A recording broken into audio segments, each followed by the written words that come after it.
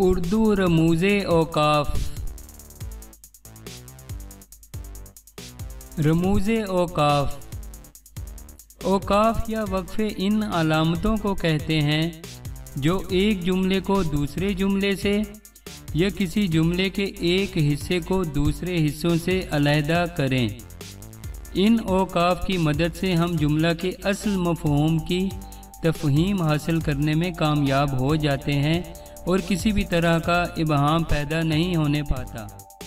کسی بھی زبان کو سیکھنے کے لیے اس زبان کے رموز اوقاف کا سیکھنا لازم ہے۔ رموز اوقاف کا علم نہ ہو تو مفہوم بالکل الٹ بھی ہو جاتا ہے۔ مثال کے طور پر، پرانے وقتوں میں ایک بادشاہ سہراب تھا۔ اس بادشاہ کے علاقوں پر قبضہ کرنے کے لیے دوسرے بادشاہ کی فوج حملہ کرنے کے لیے آگے بڑھتی چلی آ رہی تھی۔ سہراب بادشاہ کی طرف سے اس کی فوج کو انتظار تھا کہ کیا حکم ملتا ہے۔ سہراب بادشاہ نے اپنی فوج کے لیے ایک جملہ لکھ کر بھیجا، روکو مت آنے دو۔ یہ جملہ اس کی فوج نے اس طرح سمجھا، روکو مت آنے دو، جبکہ سہراب بادشاہ کا مطلب تھا روکو مت آنے دو۔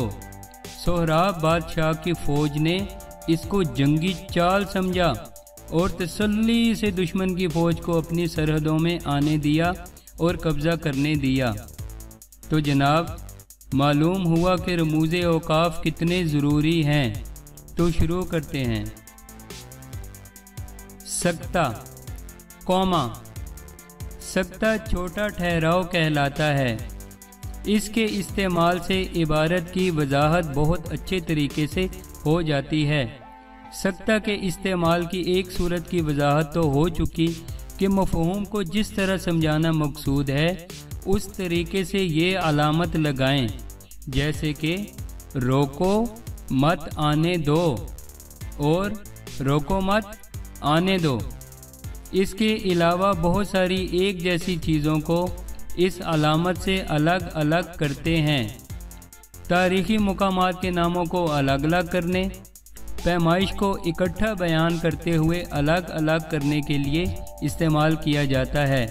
مثال کے طور پر، یہ کتاب 8 انچ لمبی، اس کے بعد سکتہ کی علامت ہے، 6 انچ چوڑی اور 2 انچ موٹی ہے۔ بادشاہی مسجد، سکتہ کی علامت، شاہی قلعہ، سکتہ کی علامت، شالامار باغ، مقبرہ جہانگیر اور عجائب گھر تاریخی مقامات ہیں۔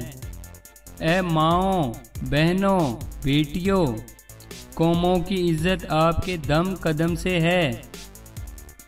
تار ریشم کا نہیں ہے یہ رگے ابر بہار، وہ چھڑی ہاتھ میں لے نکل کھڑا ہوا۔ یہ سکتہ کی مثالیں ہیں جو آپ کے سامنے بیان کی گئی ہیں۔ اب دیکھتے ہیں وقفہ، سیمی کولن۔ جب سکتہ سے زیادہ ٹھہراؤ کی ضرورت ہو تو وقفہ استعمال کرتے ہیں۔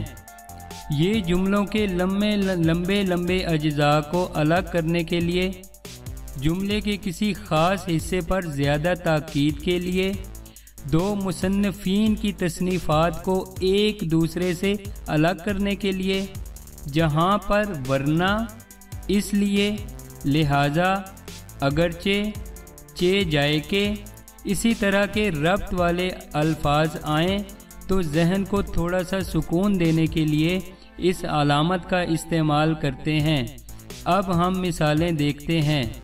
پہلی مثال، حق یہ ہے کہ اس زمانے میں جب کہ قومی تپش نما کا پارہ ہر گھڑی گھٹتا بڑھتا رہتا ہے، جب کہ باوجود تعلیمی کاموں کی کثرت کے قومی تعلیم کا کوئی صحیح خاکہ ہمارے سامنے نہیں آیا ہے، جب کہ سیاسی تار و پود سارے ملک میں پھیلا ہوا ہے، مگر کوئی طریقہ قومی فلاح کا ایسا نہیں ہے جس پر تمام سیاسی جماعتیں متفق ہو سکیں۔ آپ نے دیکھا اس میں ہم نے وقفہ کی علامتوں کو استعمال کیا۔ وقفہ کی دیگر مثالیں، آنا تو خفا آنا، جانا تو رلا جانا۔ ایک اور مثال دیکھتے ہیں، تم روئے اور ہمارا دل بے چین ہوا، تمہاری انگلی دکھی ہمارے دل پر چوٹ لگی، مصیبتیں ہم نے بھری، تکلیفیں ہم نے اٹھائیں، راتوں کو اٹھ اٹھ کر ہم بیٹھے، کندھے سے لگایا چمکارا، لوریاں سنائیں، غرض کے جان مال آرام سب کچھ تمہارے لیے تج دیا، کیا اس کا یہی صلہ ہے برخوردار؟ حالی کی مسدس، یادگار غالب، حیات جاوید، نذیر احمد کی میرات العروس، توبۃ النصوح، محسنات، شبلی کی الفاروق، موازنہ، سیرت النبی صلی اللہ علیہ وآلہ وسلم پڑھنے اور بار بار پڑھنے کے قابل ہیں۔ رابطہ کولن، اس کا ٹھہراؤ وقفے کے ٹھہراؤ سے زیادہ ہوتا ہے، اور یہ کہاں کہاں پہ استعمال ہوتا ہے دیکھتے ہیں۔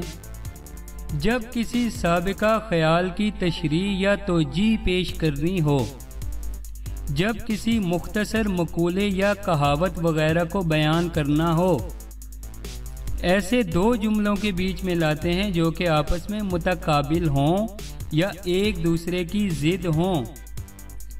جب دو جملوں میں کوئی ایک جملہ دوسرے جملے کی توجیہ کرے اور کوئی حرف ان کے بیچ میں نہ ہو۔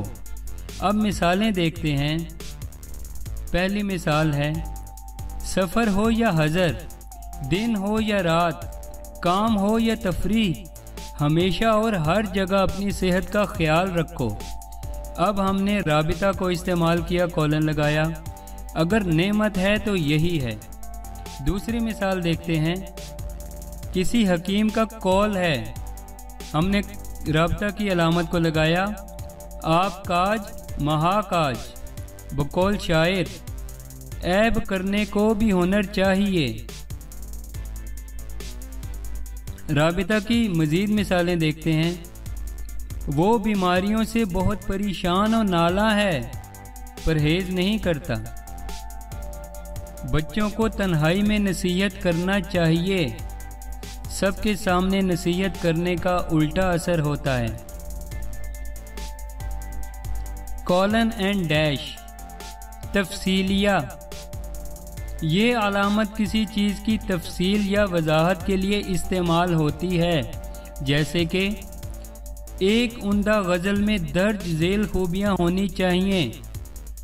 اب وہ خوبیاں بیان کرنے سے پہلے ہم نے تفصیلیہ کی علامت کو استعمال کیا۔ اس کا نفس مضمون اچھا ہو، سادگی و پرکاری کا نمونہ ہو، زمین سادہ ہو، سنگلاخ نہ ہو۔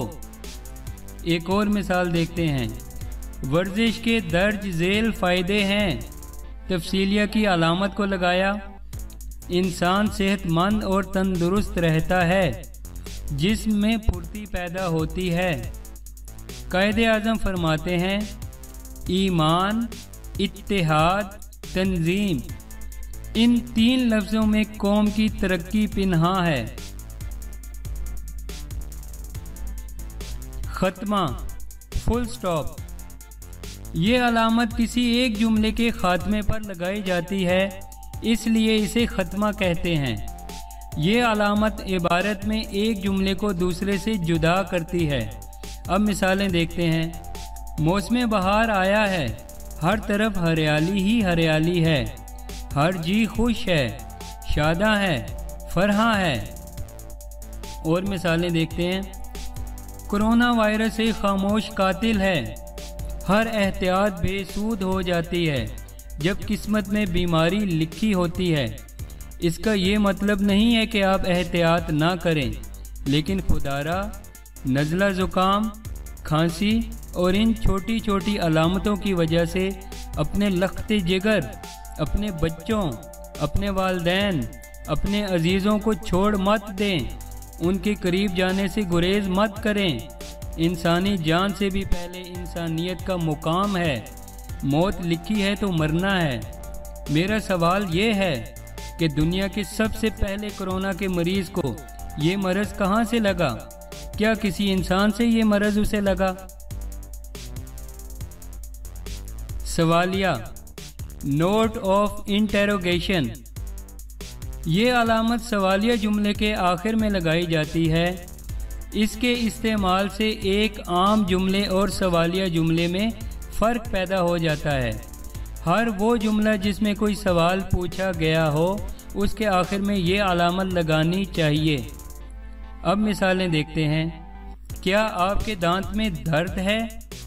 अकरम की शादी में कितने लोग शरीक थे? क्या आप पर पागलपन के दौरे अभी भी पड़ते हैं? कहाँ हैं वो लोग जो कुछ देर पहले यहाँ थे?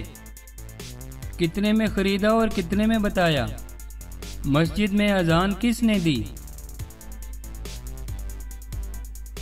फुजाइया और निदाइया, नोट ऑफ एक्सक्लेमेशन। ये अलामत किसी को आवाज़ देने या पुकारने या किसी जज्बे के इजहार के मौका पर इस्तेमाल होती है। अरे भाई, टमाटर कितने महंगे हो गए हैं।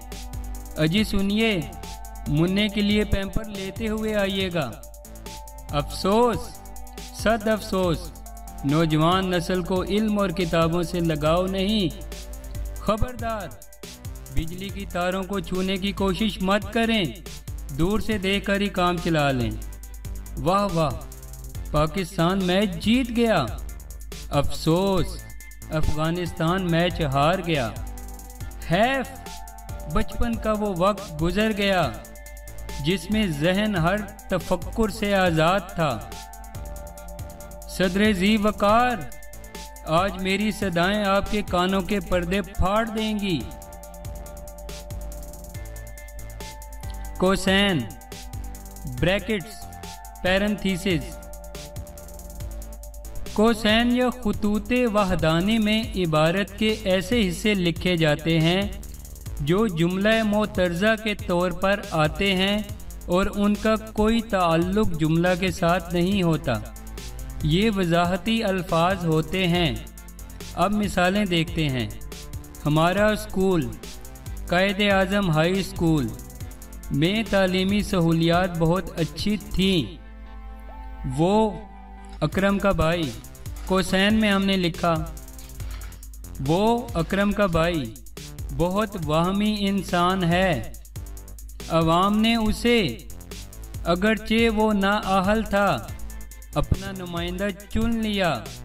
सुहेल अब्बास, पाकिस्तानी फील्ड हॉकी का खिलाड़ी, दुनिया में सबसे ज़्यादा गोल करने के रिकॉर्ड का हामिल है। खत, डैश। ये अलामत जुमला मोतरज़ा के शुरू और आखिर में लगाई जाती है। कोसैन और ख़त का एक ही इस्तेमाल है। ये आपकी मर्ज़ी है कि जुमला मोतरज़ा को कोसैन से ज़ाहिर करें या कि ख़त से। मिसाल के तौर पर जुमला मोतरज़ा, अब हमने ख़त की अलामत को लगाया। वो जुमला जिसका ताल्लुक जुमला की असल इबारत से ना हो, वजाहती इबारत होती है। मेरी राय। इसके बाद आपने देखा हमने ख़त की अलामत को लगाया। अगरचे मैं क्या और मेरी राय क्या, तो ये है कि आप कराची मत जाएं। जैद, न सिर्फ जैद बल्कि उसका सारा ख़ानदान एक ही बुज़ुर्ग के मोतक़िद हैं। सारा मकान, ईंट, लकड़ी, सामान जल कर खाकस्तर हो गया।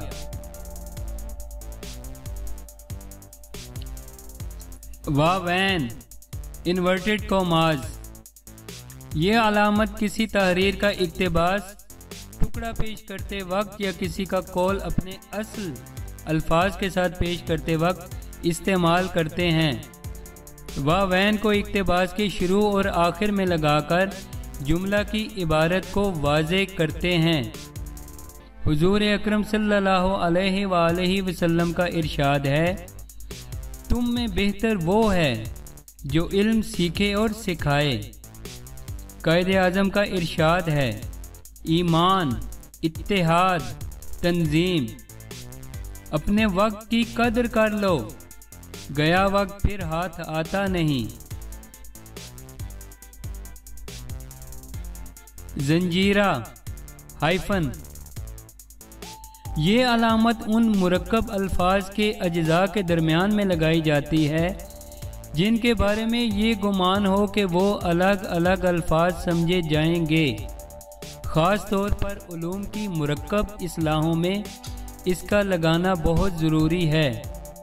اردو میں اس علامت کا استعمال نہیں کیا جاتا، لیکن جب انگلش اور دوسرے علوم کا ترجمہ ہو رہا ہے تو اس کے استعمال کی ضرورت بڑھ جاتی ہے۔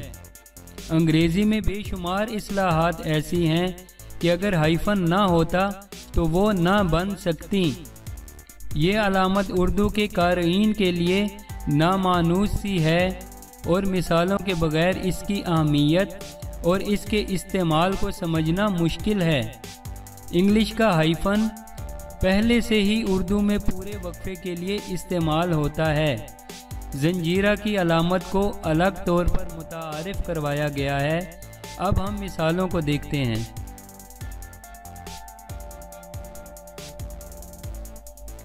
سائیکو پیتھولوجیکل،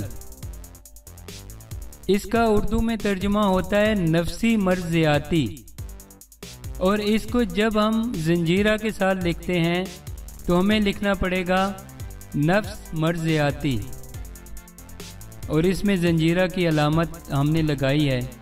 اس کے بعد انڈو آریان، اس کا ترجمہ بنتا ہے ہندی آریائی، اور اس کو جب زنجیرہ کے ساتھ لکھیں گے تو یہ ایسے بنے گا ہند آریائی، اور درمیان میں زنجیرہ کی علامت لگے گی۔